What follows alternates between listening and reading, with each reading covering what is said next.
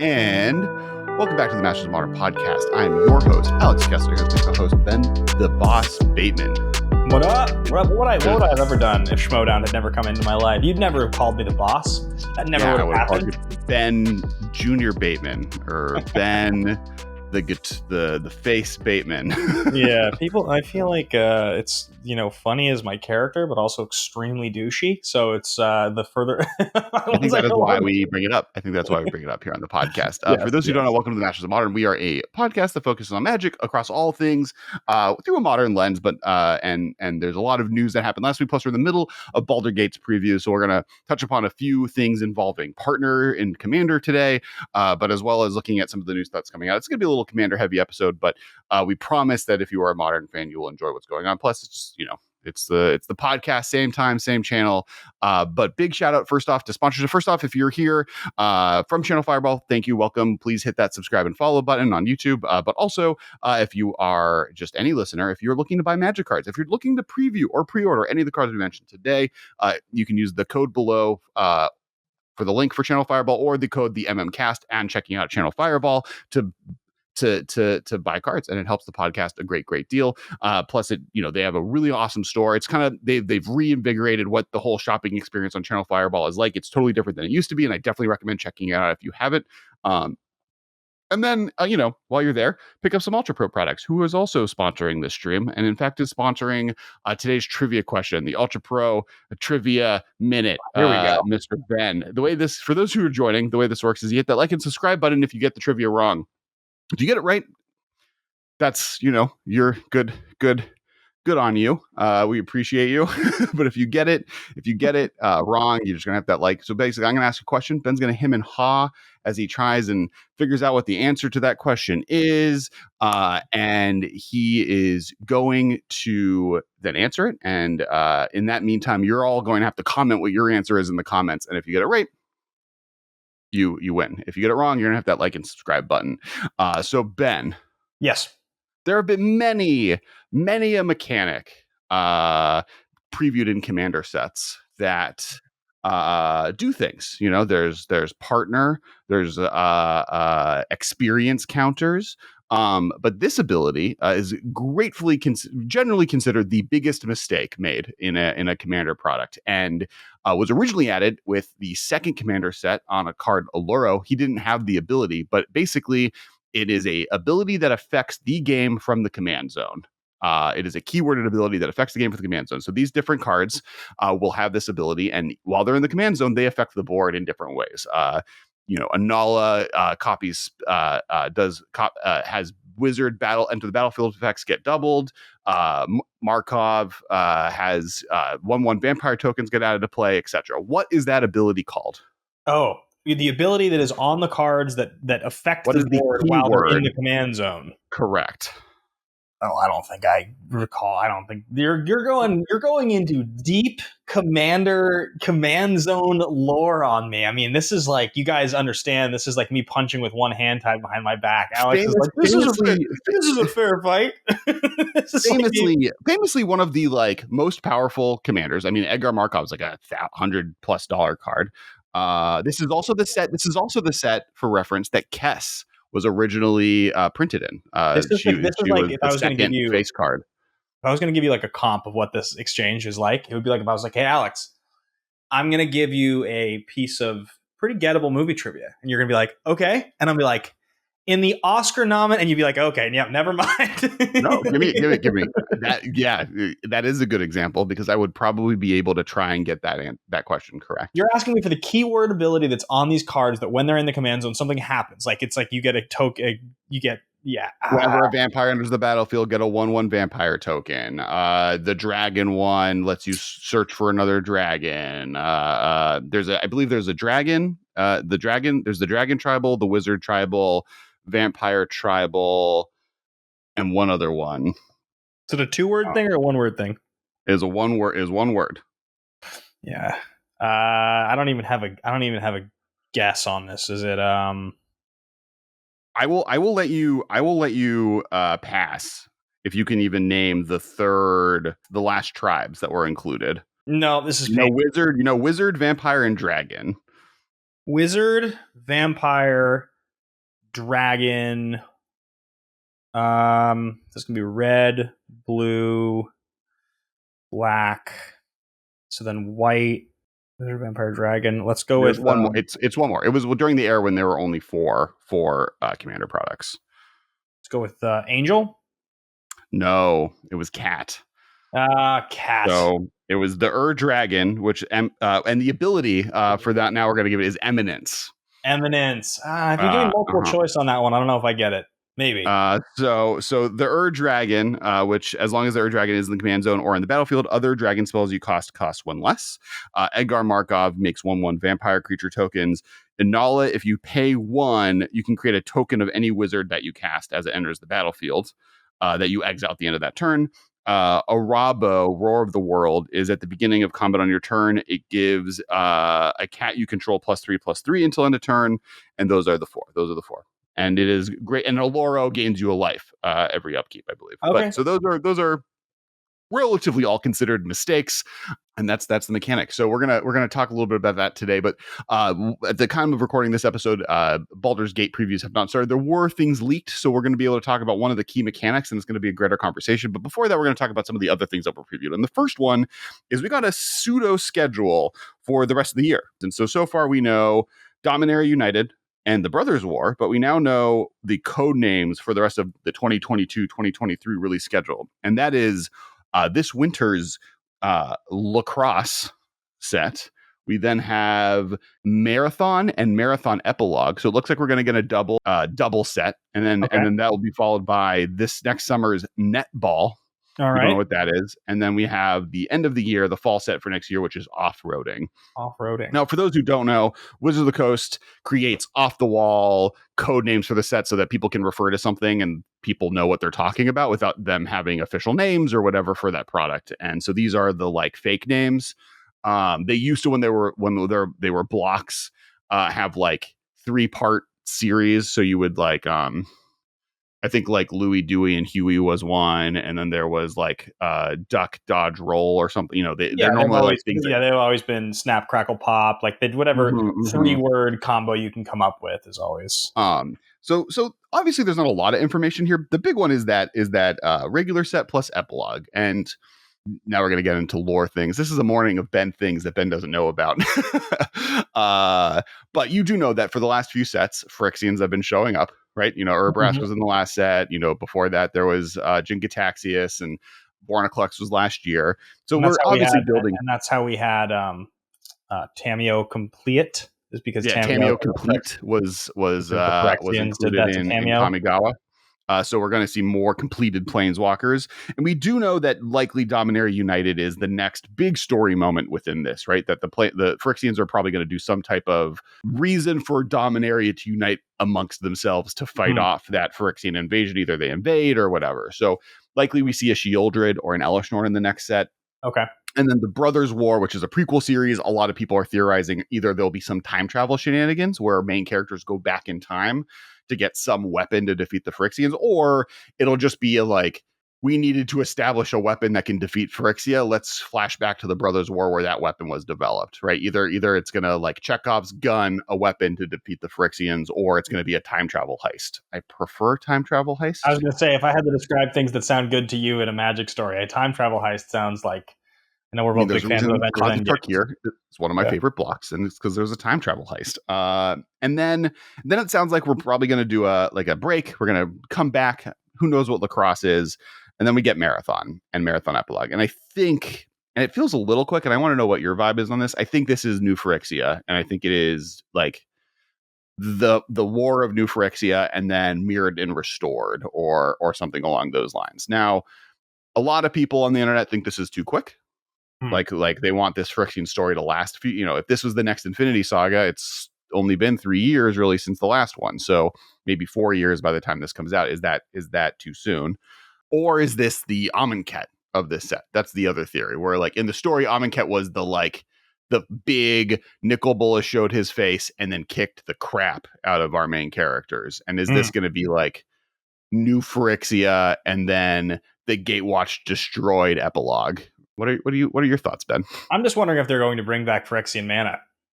Well, we got it. We got it on Tomio. Tomio Complete has that as. Oh, right. Yeah, you're right. Yeah. So I think but I mean, think they will. as a general set mechanic, yeah. I mean, I just The one I'm interested in is Infect. Between the two, that has like modern relevance to it, right? Like I think Phyrexian mana, I think they like know that a 5-drop becoming a 4-drop is going to always be fine, right? We're never going to see free spells with Phyrexian mana, but they've realized that like as long as it's an expensive spell becoming a less expensive spell, whatever. I think like, they'll find a. I guarantee. I will call shot on the podcast right now.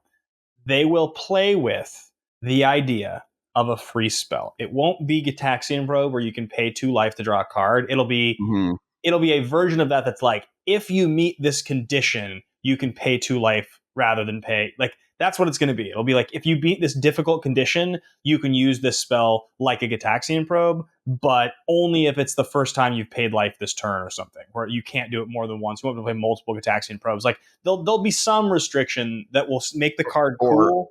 It'll be like blue, Phyrexian mana, blue, counter target spell. You may exile a blue card from your hand to make this card cost 2 blue less. Yes, something like that's what I mean. They'll come up with a way to do it.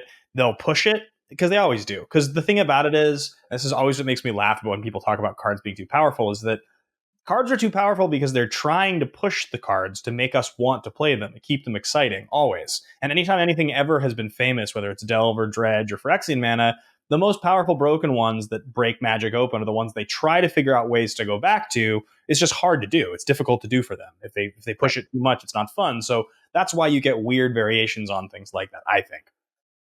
And I do think that when they try and not make things powerful, that's also honestly historically the worst version of Magic, right? The Ixalan era of mono red being the best deck for 2 years was not a good era of Magic. The Kamigawa block original, when like post Mirrodin they powered everything down for 2 sets, not a great one. The post Urza's Saga Masks block, not famously known for being super well regarded historically. So like I do think I think like the 2 worst versions of Magic are Parasitic and Unbroken, right? Which was one of the problems with Kaladesh, right? Because it was broken but parasitic. So I agree.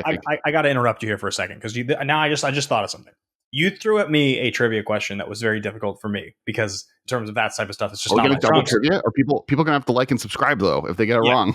If you get this wrong, guys, you have to like and subscribe to the video. You have to like. You have to share. You have to hit that share button and send it to a friend. Post it on a social media platform and tag us on Twitter. I'm going to name 3 sets. Okay. And you have to tell me 4. It's got to be 3. I'll give it 3 because I'll make it gettable for you in case you just don't know. I'm going to name 3 sets. And you have to tell me chronologically what's the order these sets came out. Okay. All right. 3 sets are Torment, Prophecy, Plane Shift.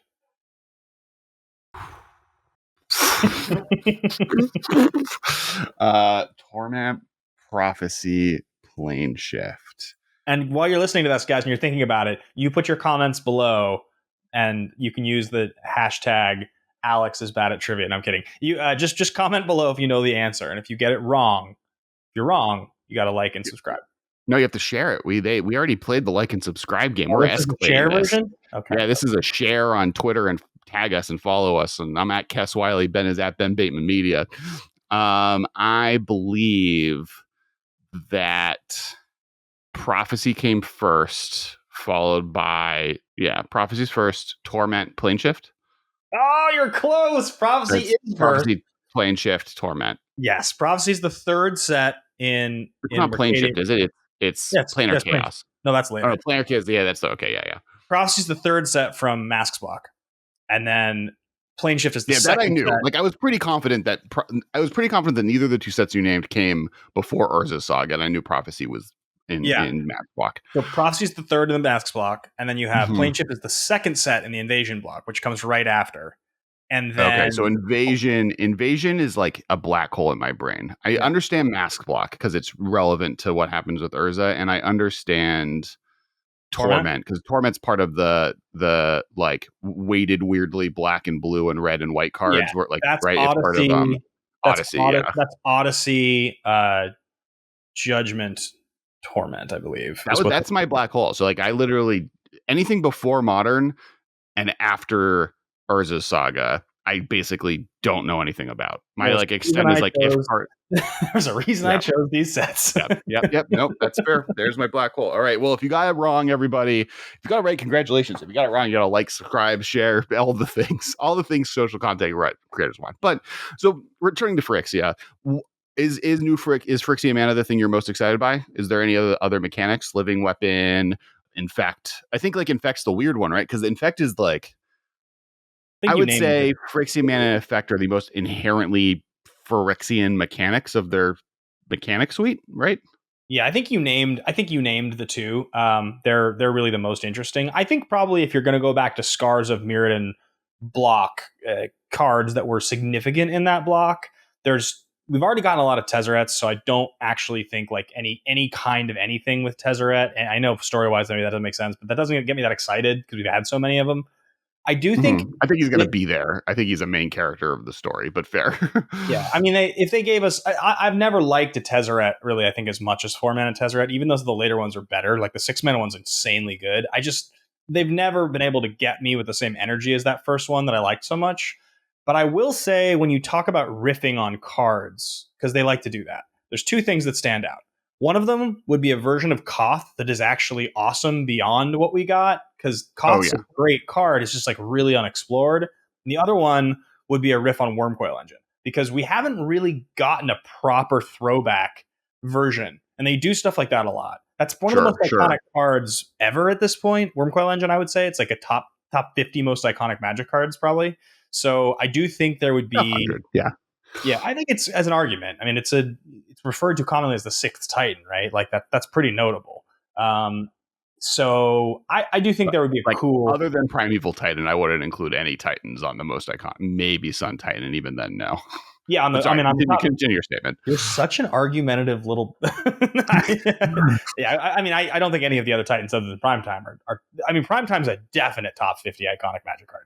But it's so interesting, the older you get into that conversation, the more it feels like you have to be making room for like all the classic stuff. So top 50 is really restrictive. It's like you immediately are going to like the most famous, like all those original cards, right? All the Moxes, Black Lotus, all the Power 9, like Wheel of Fortune. You have all these cards you have to hit before you even start to get into newer stuff. So something breaking top 50 is pretty big. You might be right. Wormcoil might be a little lower than that, but Primeval Titan's definitely top 50. But I would like to see them go and do a throwback to Wormcoil or to Koth. Those are both cards like a Phyrexian Wormcoil Engine. You like it die a 6/6 artifact that has 6 but has Infect and like what's a not Death Touch and or Lifelink option. Not Death Touch. Infect would be one that you could go with. I could see us going and instead of having Infect, they have like Poison and Wither. Like if they want to avoid Infect entirely, because I think Infect has like power level concerns, right? Like as if you print anything 2-drop or better with Infect, it becomes a real like consideration for modern playable, right? I mean, maybe that they don't care, and like, I guess does a modern Infect need a better Infect card? I think there's also a lot of cool design space. You can go with like the 3-drop, 4-drop world of Infect creatures, right? Like, there's cool stuff. Here's my idea for the card. Ready? Here's my pitch: Wormcoil, updated Wormcoil Engine. Okay, it is the same card. It is 6/6. It is 6/6 Death Touch, but instead of Lifelink, it's Infect. It's a 6/6 Death Touch Infect. And okay, so it's still Death Touch. Okay, yeah, and it costs 6, but it's 5 and 2 colorless like Phyrexian. So you can pay 5 for it if you want.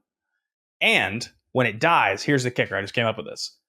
When it dies, you may pay as many times as you want 2 colorless mana for a 1/1 Death Touch Infect token, but you can pay Phyrexian instead of the 2, which means if you had a way to like play it and sack it, you could pay like 8. You could pay 16 and get a whole bunch of creatures. Sure. It's just restrictive, and they're 1/1s. So like, I think there would be a fun thing of like you pay to make tokens, and like you could pay 2 or you could pay Phyrexian. So like if you had a way to kill it, it's like kind of a combo piece, but it's restrictive because it's expensive. It also would be fun for Commander too, because cards that have big costs like that, you know. So do you think, just on the Infect train, do you think modern Infect would play, or like, I guess the color pie, right? Like, what if they print 1 white for a 1/1 Infect? So just white Glistener Elf. I mean, you can put them in other colors, right? Like white is going to be the big. Lost Leonin, right? That's 1 white. That's 1 white for a 2/1 infect. That's the common from it's 1 and a white for a 2/1, yeah. Yeah. And then red has a first striking 2/1 as well, I think. Yeah, blue's got Blighted Agent. And it's also got the Drake, the viral Drake thing. And then the blue's a few, right? It has the 5/5 for 5 because it was black, green were the first to like be all in, then blue, and blue was the third place, and then the second set added white as a part, and then the last set was like red got 4 infect cards, right? It got the Fire Breather, the Razorback, whatever, the 2/1 first striker, and it got the pinger. It has like the 4 mana, 2 mana ping, but with Infect. I think we're the 3 main red. There's like some really interesting stuff when it comes to Infect design, because I think when you talk about the different cards that have existed that have come out of Infect, a lot of them are the kind of card that are so good, they end up in a lot of different kinds of decks. Like I obviously Modern has seen Infect as a major player. You know, Bant Infect has been a thing, or blue green, I should say, that plays what's his name. There's been Bant, there's been Sultai, there's been black and black green, right? Those are like the 3 main. So you have it as a Modern deck, obviously, that's notable, and it's been in and out of, you know, a tier 1 deck for years. But then you also have certain cards like Inkmoth Nexus is a great example of a card where I will put Inkmoth Nexus into almost every single commander deck I've ever built. Almost any single one ever. We know Grafted Exoskeleton has been a card that has seen play for years because of exactly what we're talking about. I play Tainted Strike in almost any black deck that I can possibly play because it's an out of nowhere win card. Even Shimmering Oil, the black one, the black enchantment creature one. Glistening Oil. Glistening Oil, that's the one. Even that card. I mean, like, the thing is that's so interesting about Infect is that it's a very dangerous mechanic to push. I think Inkmoth Nexus is the best example of this is a totally like makes sense to me card. It's just so easy to abuse and has always been so easy to abuse. Yeah, I don't know. I mean, I think for them to make it interesting, they'd have to keep it up to par with the old design. And I think pushing too many like 1 and 0, you know, lands or 1 for 1, I think it gets kind of dangerous.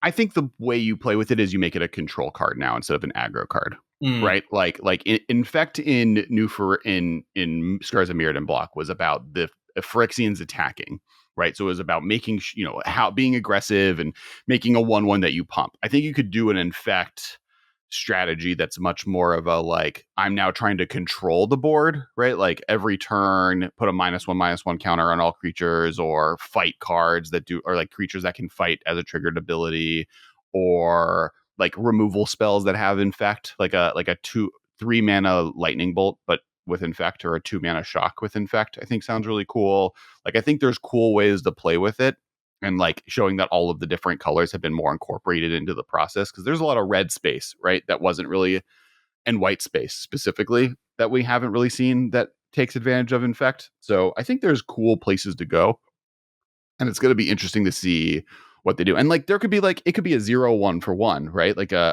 white 0/1 with Infect. Literally, as you were saying this, I came up with a card in my mind I was just going to pitch you. It's that, okay? But it's hybrid. It's hybrid black-blue. Hybrid black-blue, 0/1, hexproof. Okay, but hear me out. Hybrid black-blue, 0/1, hexproof. Whenever this creature attacks, you get 2 poison counters. So you have to go all in and pump this card. You have to. You can't gradually kill them with like because if you attack 5 times, you're dead. Ward versus hexproof, right? But sure. Because hexproof's too good, you're thinking? Well, they don't. I don't think they print hexproof anymore, or they print it in very rare. It's because, well, like, I mean, just to build on this, what about Ward? Just doesn't have Infect, but Ward gain 2 poison counters. That's interesting. Or like a 1/1 Infect, Ward gain 2 poison counters for like. But I'm saying the creature gives me the poison counters. I'm saying it's a 0/1 that when I attack, it hurts me. That's how we're justifying it being hexproof. But I mean, obviously, maybe it would be Ward 3 or something. It sounds like we're all over the place with these pitches, but I do agree with you. I think there's some cool design space to make some cards that are a little more complicated than Glistener Elf or Lost Leonin. I think like you can explore the space as Chris. And that's why I brought up Ward, right? Like think of like what are the abilities that Infect didn't have available to them. Ward didn't exist. So you can have poison counters be a part of a ward cost. You can do, we never got a fire breathing dragon with Infect, right? We got a fire breather, but we've never gotten an Infect dragon. We did, but it was mono black, right? We haven't gotten a red one. I guess okay. Oh, so I got an idea for you. This is cool because like you're talking about Angel.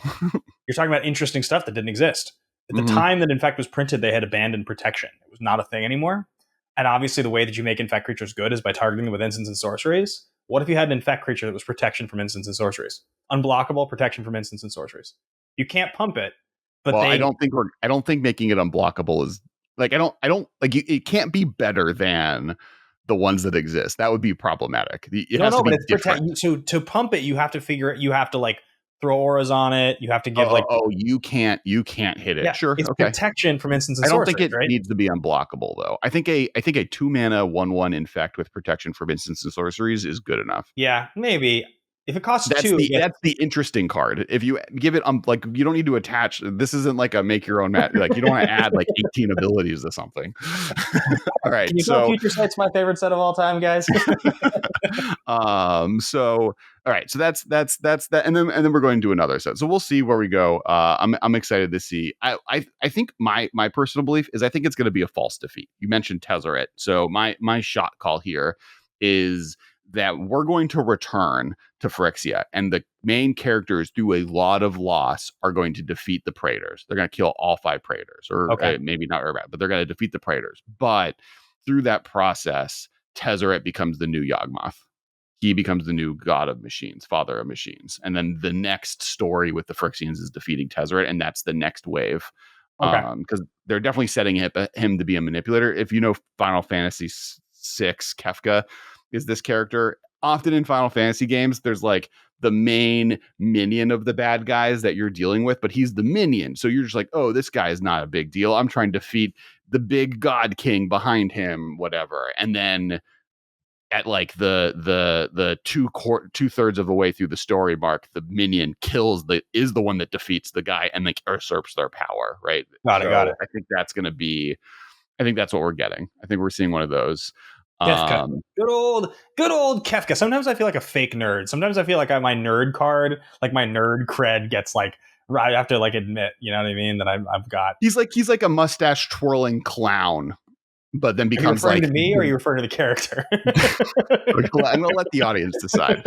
All right, so a bunch of cards were previewed before we get into Baldur's Gate, and then the last conversation I want to have, and the first one's from the Warhammer 40K set. So for those who don't know, this is going to be the first kind of fully designed, which is interesting that it's 40K, but fully designed set. It's a commander product, so there's multiple commander decks centered around an outside property. We've had 2 secret layers up to this point that had new cards printed for it, and then we've had a few secret layers in the Godzilla promos that were like skins on regular cards with outside properties. This will be the first time we get a fully designed set. It's a commander product. The next will be the first actual draftable set will be the Lord of the Rings set. And we've gotten 4 cards printed. One of them is an altered skin. So Fabricate. So 2 blue, search your library for an artifact card, reveal it, put it into your hand, and shuffle. We have Vanguard Suppressor, which like if you had brought up that design for that Worm Coil engine a little bit later in the conversation, would have been a great segue, because it has Squad 2. As an additional cost to cast this spell, you may pay 2. Any number of times when this creature enters the battlefield, create that many tokens that are copies of it. So it's like enters the battlefield versus death, but it's multi-kicker with extra steps. And then it has flying, and then they're taking advantage of the D&D set mechanic where like abilities get named. So as suppressive fire, whenever Vanguard Suppressor deals combat damage to a player, draw a card. So you can make a bunch of 3/2 clones that all have the Ophidian effect. You have Blood for the Blood God, 8 black, red instant. This spell costs 1 less to cast for each creature that died this turn. Discard your hand, then draw 8 cards. Blood for the Blood God deals 8 damage to each opponent. Exile Blood for the Blood God. Oh, that's pretty good. Better Wheel of Fortune for 8 plus 8 damage, but it costs. It's only you though. It's not Wheel. It's just you. Wheel for you. Oh yeah, fair. Yeah. Okay. Way better. Obviously, this is. Well, I was going to say, this card is sweet because, like, again, this is designed for Commander, but like this is a great card to just like have in your deck. You're sitting on it to hit your land drops, and then all of a sudden it's like somebody just wraths the board, and you're like, oh, cool. I'll just like take advantage of this and pay 3 to discard my hand and draw 8 cards. You all take. The fact that's an instant is like a big deal. Mm-hmm. Mm-hmm. It's like, let me wreck everyone, and it's not hard to have 8 creatures die in general, and it's not creatures you control either. I mean, also it's black-red, so that it plays nicely into a sacrifice deck. You just play this in any kind of a token-based sacrifice deck, and this card is bananas. Yep. I think this card's going to be brutal at times. And then the last card is Abaddon the Despoiler, 2 blue, black, red for a legendary creature, Astartes Warrior, which is the in lore name for Space Marines. Okay. I've been told. It has trample 5/5. During your turn, spells you cast from your hand with mana value X or less have Cascade, where X is the total amount of life your opponents have lost this turn. A lot of people looked at this and were like, oh, okay, what's the biggest number I can create quickly, right? They're looking at 4 drops and 6 drops, trying to be like, okay, I want to play my 5 drop and give a Cascade. This card, if you do 1 damage to one opponent, lets all of your 1 drops have Cascade, meaning you can like just strategically target all of the free spells, all of the like free cost cards that have the suspend effect, no problem. For 2 mana, so if you build your deck correctly, you can just have Demonic Consultation or Vampiric Tutor be your only 1 drops, and then just cast Thassa's Oracle and just instantly cast Demonic Consultation and stack them correctly and win off the game. So like historically Cascade, when Cascade was first printed, there were 0 cards under 3 mana that had it, because the lower the converted mana cost of the card that has Cascade, the more broken it is. Because it's very easy to build a deck of all 2 drops and have 1/1 drop that you want every single time. It's very hard to do that with 3 drops. Correct me if I'm wrong here. These are all Commander cards and Commander cards only, though. These will not be legal in Modern. They legacy, but not Modern. Correct. Not Modern. So okay. These are legacy strategies, right? That you're able to take advantage of. I know we've talked about it before. I do feel at this point, Fabricate is the perfect fair tutor. It's like exactly not good enough to be competitive, but exactly good enough to be compelling. Like it's a good enough card, you know? Yeah. Good enough. I agree. Like it's playable. Yeah, not the best. They're better. Yeah. Do you know anything about Warhammer? I've played it maybe once in my life. Okay, that's more than me. I think. I mean, if I did, it was like a long time ago. I mean, obviously, you and I have spent a tremendous amount of time in game stores in our life, so we've seen a million setups and looked at all the miniatures, and I've known people that have played it. I mean, like I feel like we're both in the camp where we're pretty familiar with what it looks like and how it, the presentation. The actual gameplay itself, I don't know that much about, but I do know that like 40K Space Marines people just like really love. It's like very I've always joked that like the 2 nerd things I know nothing about are 40K and Star Trek, and so we're doing a set with 40K. I'm like, I don't know what any of these cards mean. Are you watching Star Trek right now? Did you see you tweet about that the other day? I tweeted about this morning. Well, because I'm watching One Piece, and like people are like, oh, how could you watch all of One Piece? I'm like, all of you watch all of Star Trek, and there's like 900 episodes of those shows. They're like split up by what the show is called, right? But like even Naruto fans, this is a tangent we don't need to get into, but there's like 980 episodes of Naruto if you count Boruto, which you should. So I'm excited by this just because these cards look cool. Like I'm excited by the effects. I know nothing about the universe, but the people that do seem to be really excited. I definitely recommend checking out Rebel AI's YouTube channel. She's doing a bunch. She's into Warhammer. Her and I would say her and Vincent Pleasant Kenobi are going to be the best resources for both Magic and that. So I would go to their channels. The next thing we got previews of were Double Masters. So we got 5 preview cards that were previewed in addition to we already knew Explore, and that's Weathered Wayfarer, Kozilek Butcher of Truth, Liliana the Last Hope, Renin 6, and Bring to Light. All cards I'm very familiar with, all cards that I have played a lot of in my life, and all cards that I like a great deal. They're all sweet. The new art on Renin 6, by the way, did you see that? Yes. The 3-way, the Dryad. Well, there's 3 versions of it. Yep. It's so cool. The new art on Kozilek. There's like this brand new Kozilek art. It looks so weird and spiky and different than like what Eldrazi have ever kind of looked like before. Interesting. Yeah, these are all cards that obviously Ren and 6 has been, offensively expensive for a very long time. So it's good to see there's a reprint of that coming. Lily on the Last Hope, I remember when that card was first printed, was originally printed in a set that you and I were both kind of the mind of like, this is going to be expensive for a long time because nobody opened Eldritch Moon.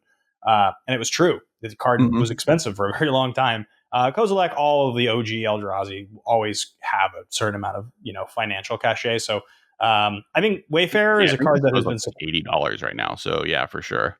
Kozilek is? Yeah.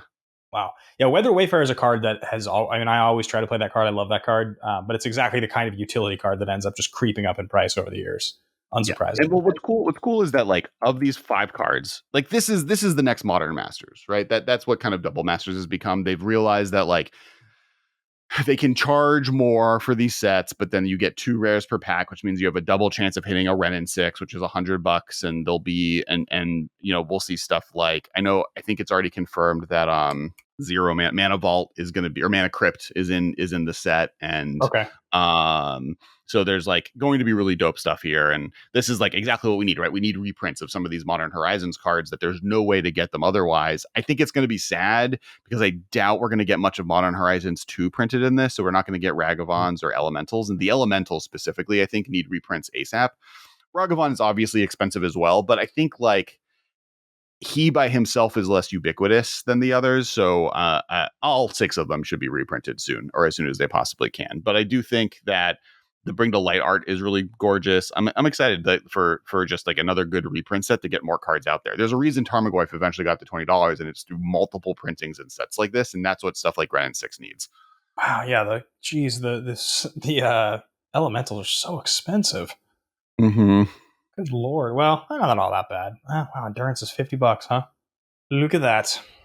The last kind of preview set, and that'll be the tail end of the conversations today, which we'll figure out how you feel is we're in the middle of Baldur Gates, Commander Legends Baldur Gates being previewed right now. This is a commander focused set. There's a lot of mechanics in it. And we've at the time of recording seen very little cards. But one thing, there has been a leak. I'm not going to talk about any specific leaked cards because I don't know when stuff is being previewed by whom, but I will talk about a mechanic that's been previewed. And that is the background and choose a background mechanic. Basically, instead of partner or partner with, there's going to be a series of legendary creatures that have the ability to choose a background. And then there's going to be a series of enchantments called backgrounds. And they function the same as partner, where you can pick, mix and match different ones, have them in your command zone, and be able to play with them together in the way that partner commanders work or partner with commanders work. But they'll be mix and matchable. So more like best friends than partner with. I'm pretty excited just by seeing a new evolution of this type of mechanic. I love the mix and match ability of partner. I'm excited to see it on new types of card types, right? I think that I honestly wish we have some equipments or some enchantments or other abilities that can just have partner so that they can be incorporated with these other characters. So that would be cool. How do you feel about it? So like you're saying that I would play a creature and it would be like when you cast this, pick your background, and that background would be in my command zone and that would enter the battlefield. Like how does that? So you do it ahead of time. So when you build your deck, you pick a background and a character, and they don't have to have a killer identity that's shared that I know of. These are leaks. This could be changed tomorrow, but they work like partner. Like you can choose Jessica and you can choose Rayhan and combine them. You have a Jund deck. You can choose one commander that has choose a background and one background, any of the different enchantments with background, regardless of which ones. And if one's green and one's white, have a green-white deck. And but where does the background in your live? Command zone? In the command zone. And you can cast it from your command zone, you're saying? Correct. Basically. Got it. Okay. And then it's destroyable and goes back to your command zone the same as the commander would? Correct. Yeah. And now normally they're, smaller effects, I would guess. Or who knows the size of the effect, but they're powered on an ability that enchantments rarely go back to your command zone. Got it. But we'll see what that looks like for sure.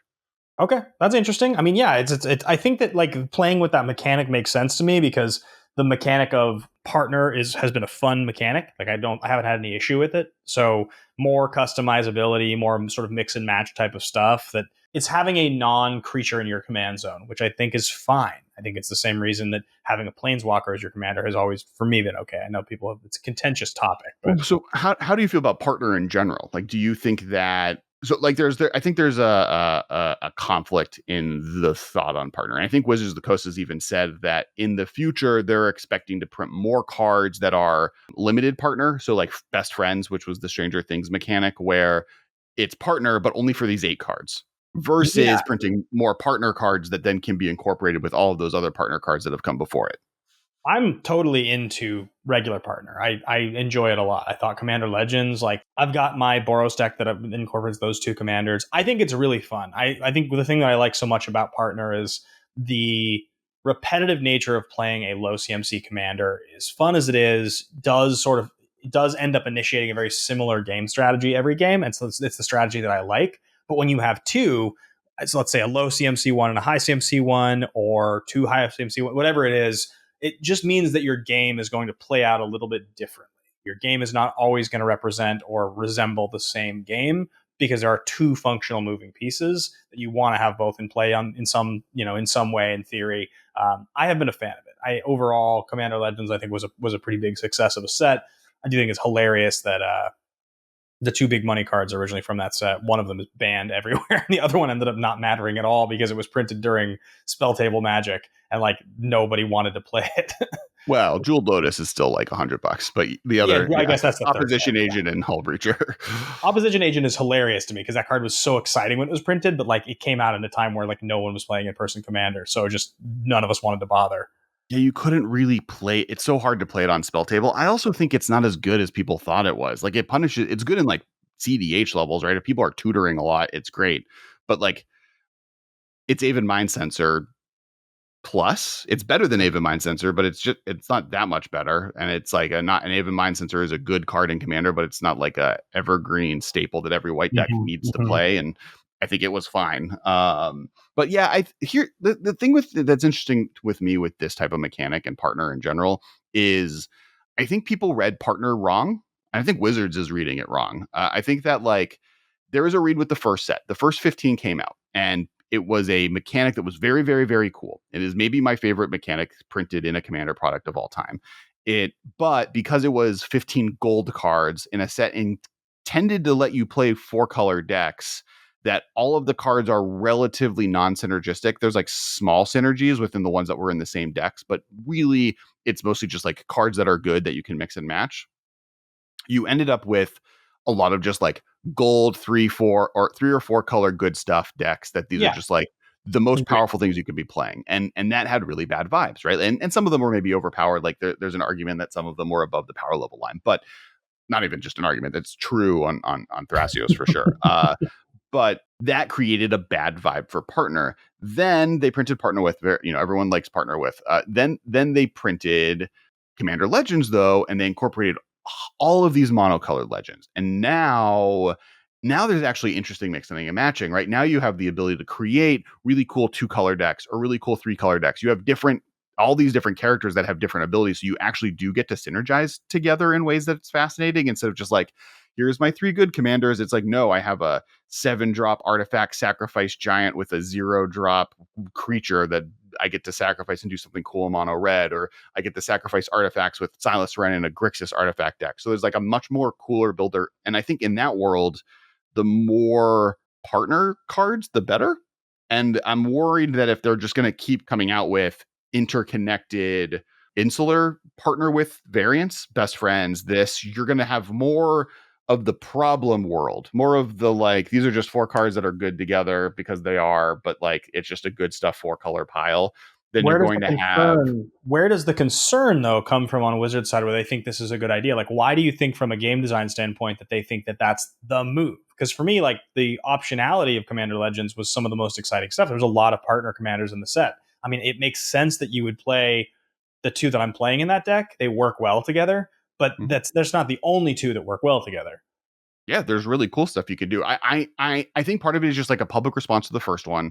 I think that some of it is that there's worries that the more you print, the more backwards compatible problems could show up, and they don't want to break that. I think there's a little bit of a philosophy of like, it's bad to have 2 random characters in your command zone. We want it to be more flavorfully someone that is meant to be with their best friend or just their own person. And like, fine. And so like in this example, right, it makes sense. Like background characters with characters that want backgrounds, or these are all best friends with each other, and you're just picking two that are already friends.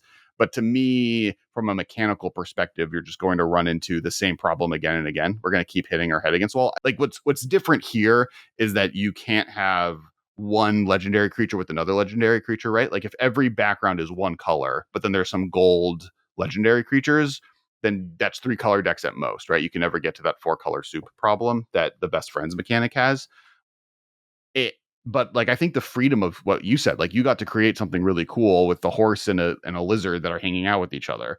I've created Jessica Rayhan, which is all about +1. Like how many doublings can I do, right? Like what's the most I can do damage to one player at one time by doubling +1/+1 counters and tripling damage with Jessica, right. combat steps, right? Like there's cool things you can do when you're given that creative freedom that I think is interesting, that I think you'll lose if we don't get more partner cards. And that's the, like, we did get there's the new dog in Kamigawa, Yoshimaru, Ever Faithful. 1 legendary creature dog, 1/1. Whenever another legendary permanent enters the battlefield under your control, put a +1/+1 counter on Yoshimaru, Ever Faithful. It has partner. Love that. And in fact, if they just like once in a while come out with a cool card that has partner with it, I'm satiated. But I'm worried that the wrong lessons was learned, is all I'm saying. Gotcha. That's interesting. I mean, I don't, when you describe companion to me, I can tell you why companion doesn't work. I can tell you that from the day that I found out about it. I can tell you that the original design, add 3, every level of companion makes sense as to why there would be a problem. So when there was outrage and there was an issue with it, it wasn't surprising to me. I can't on paper explain to you why I think partner the original way would have had that outrage, and I can't explain to you why I think that's a bad thing. To me, it's Magic's most popular format. It's a great way to encourage people to play more than one card. It's a great way to get more colors into a deck.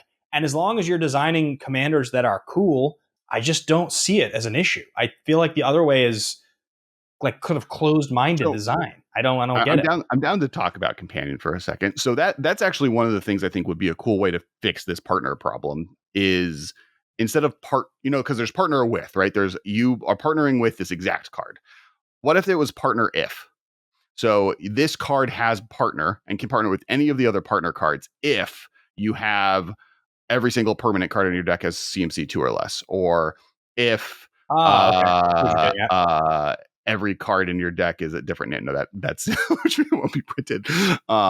Like it works like the partner mechanic. It works with it, but it has that deck building restriction. So you can be literally overpowered, right? You can be cards like this is over the power level line, but here's all these restrictions that make it harder to do it. Yeah, I mean, I don't think it's an issue because I don't think that giving a creature partner, even if it's a push power level card, breaks the game in the same way that Companion does. Because ultimately, if Companion was only legal for Commander, I don't think people would have had an issue with Companion the same way. And Partner's not going to be legal in Modern, so it's a different conversation. Yeah. No, I think like Companion has literally 3 issues for it publicly. It's broken in 60 card formats. Yep. To create a very cool card for 60 card formats, they created Lutri, which then had to be banned immediately for Commander products, because if you don't know, Lutri has the ability of your deck has to function under the rules of a Commander deck, basically. And since every Commander deck already does that, just every blue-red X deck ever made should want Lutri unless they're running another Companion if Lutri is unbanned. And the problem with that also is that Lutri is a otter elemental and is really cute and has a cool ability that people would love to have as a commander, but they can't because it's banned. Now, I don't think there's a single person on the planet that would have an issue with you playing Lutri as a commander. Right. Because the reason it's banned is just the companion mechanic. And as a person who has off-color, non-legal commander decks, just do it.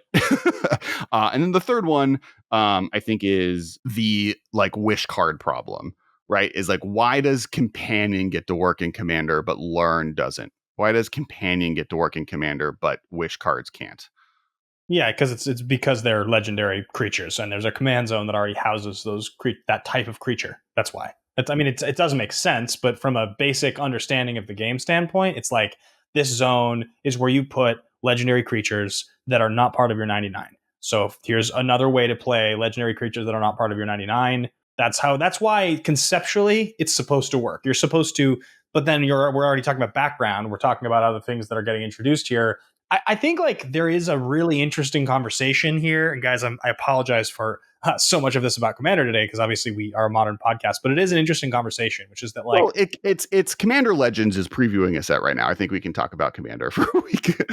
well, I think what's really interesting is that, okay, Magic's original 60 card design, and by the way, it wasn't designed originally that you were going to play 60 with a 15 card sideboard, and that was the way. It was how people established it pretty early. But you go look back at like the Pro Tour winning deck lists from like Pro Tour 1, they're like 46 cards. Like it's like the game evolved. That's just what happened. It was designed a certain way. The game evolved. So when Commander started getting popular, they were like, okay, there's this zone. We're calling it the command zone. You put a creature in here at any time you can cast it. Here's the rules of the command zone, right? That only works for this format.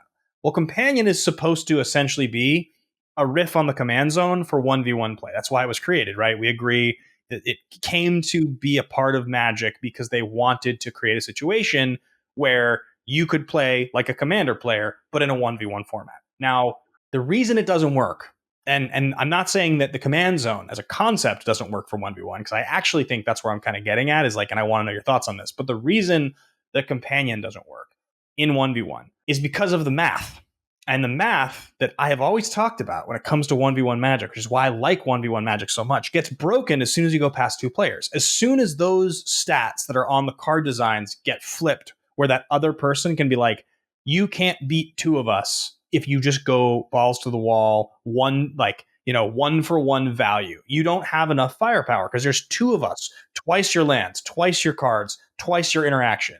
So whatever you're doing that works in like a 1v1 thing, I can counter by being the third wheel, or we can counter by being wheels 3 and 4. So I think that that's the reason that the command zone and the general concept of a commander can work in multiplayer, because you're not exploiting this thing in a 1v1 nature. There's another variable. I know I've been rambling here, but let me ask you this question. The command zone is a concept. Do you think there's a place for the command zone in 1v1 Magic?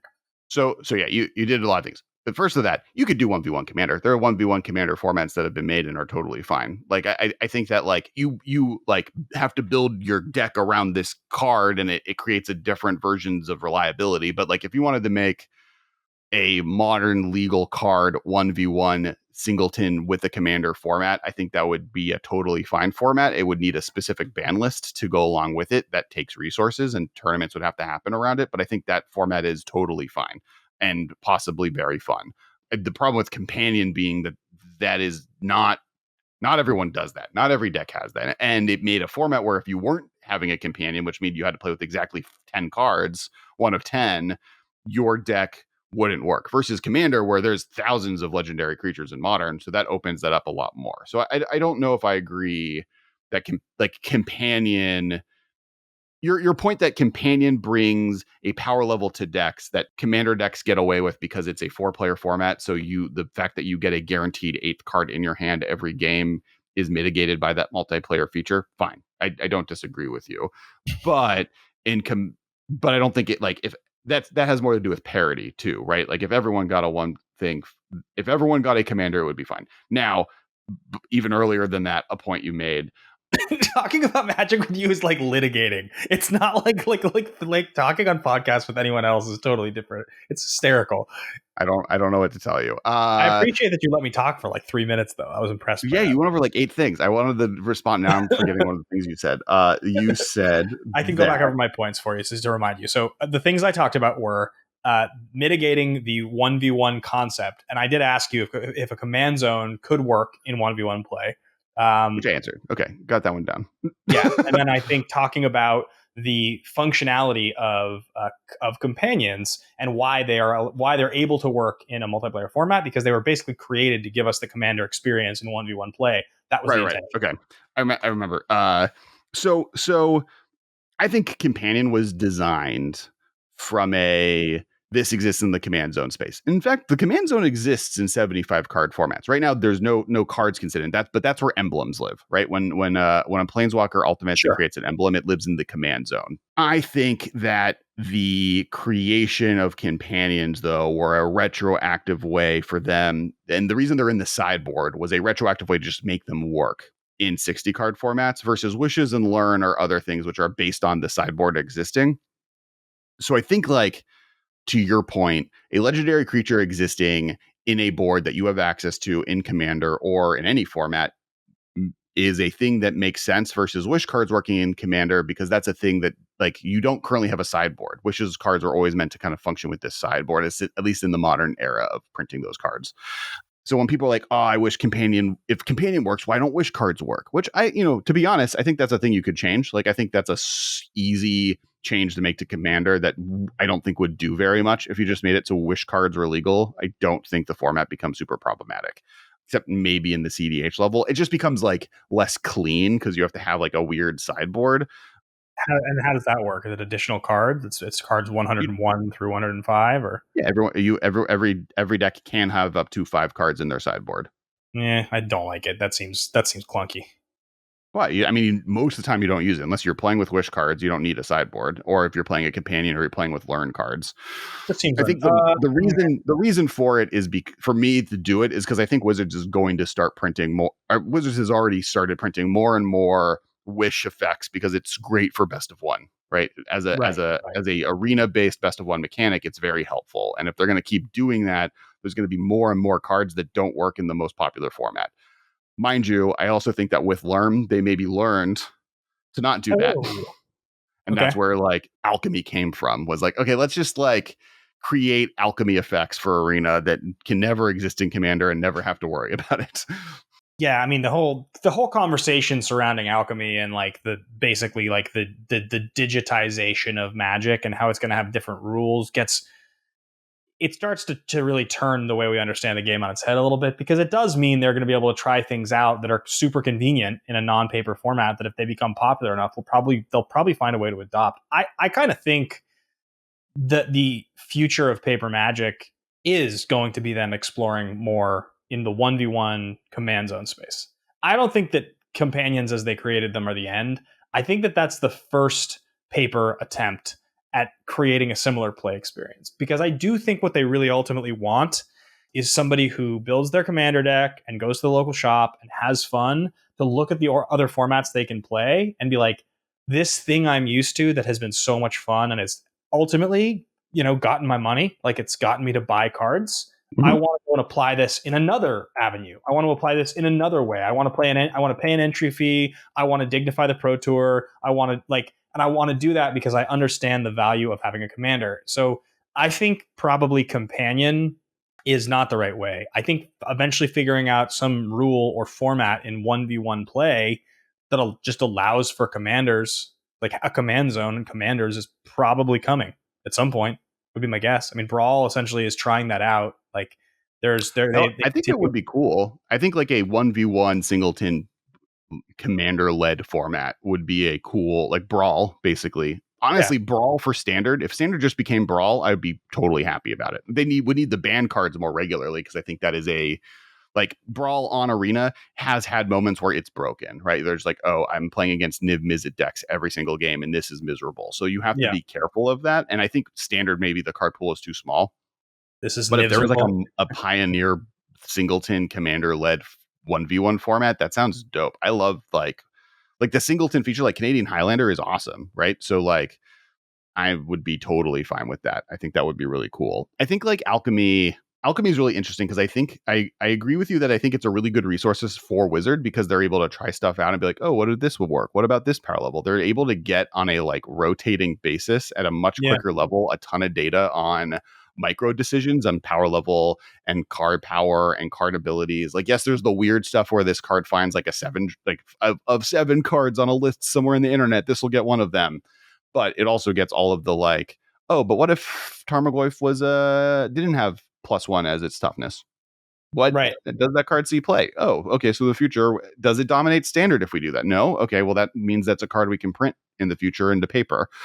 I think the like it's just so messy, and I don't know how my brain can't wrap around Alchemy. It's the first time in any Magic format that I've been able to totally just like not pay attention at all to any cards printed in it. Like, I don't care. I don't know. I don't even know how they work. As soon as you dignify, this is the problem. Like, I've played a good amount of Hearthstone. I've played a pretty good amount of it. For a few years, I really enjoyed playing Hearthstone, and I've played a lot of Clash Royale. Like I have played some 1v1 game on my phone, digital client, collectible, whatever you want to call them. Like there's different names for them. And the thing I always end up finding is like the level of permanence associated with this experience for me is totally compromised by the fact that you can say this thing that you like, that you've invested time and money and energy in, we've decided is now too good. So we're not going to get rid of it. We're just going to make it less good. Or this thing that you've got a lot of, we're just going to make better now. Like, and it's not the thing that you had. It's not the thing you paid for. It's not the thing that you got. We're going to change it. That's the issue that goes along with those games and the buffing and the nerfing of things that I think if you get comfortable with in Magic, certainly there's a version of Magic in a digital client like Arena that can work for. They've already started doing it. But I think it's the further down that road you go, the less and less dignified paper Magic is going to feel. And I don't think that that's a good decision. I think that that's a bad decision. I would have agreed with you until this January when they announced that like Arena is less than like 15% of total profit for WOTC, right? Like paper Magic and in-paper tournament play is the future of Magic. And the announcements they've made over the last 4 months has led to that being looking like it's going to be true. And they've even said, this is our plan. So I don't know. I think the problem with Alchemy is honestly just the Arena economy sucks. And so how do you invest in a brand new deck and then they can modify your cards so they no longer work and there's no recompense? Like the way that the economy on Arena is just so broken that like how do you keep up with ever rotating cards, not to mention the metagame changing? That's where I like fall into like they need to fix one of these and then maybe I'd be more interested. But I don't I'm no longer worried about Wizards thinking Arena is the future of tournament play Magic. I think they actually have decided it's not. I think Arena is a great supplemental income and there's cool stuff to do there and they get a lot of data from it and they get to play around with it and it lets people draft more than they've ever drafted before. And it's maybe one of the main audiences for limited formats. I think Arena is absolutely phenomenal. And if anything I said a second ago makes anybody doubt that, incorrect. I think the economy is difficult.